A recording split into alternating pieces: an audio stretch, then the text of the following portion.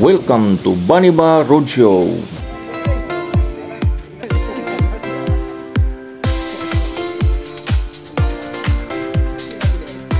Kung sa UBI, no, ang nahimo, ito.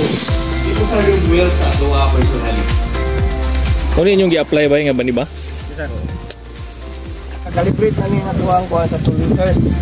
So, ang isa ka puno, ang isa ka ingani, good for 1 year na siya.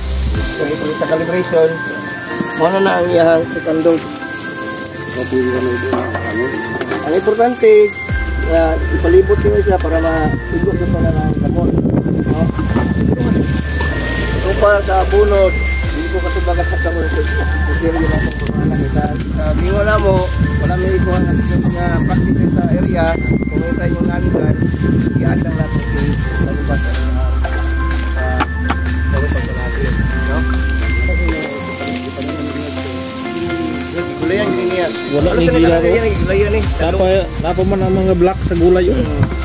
Wala ni gila ro.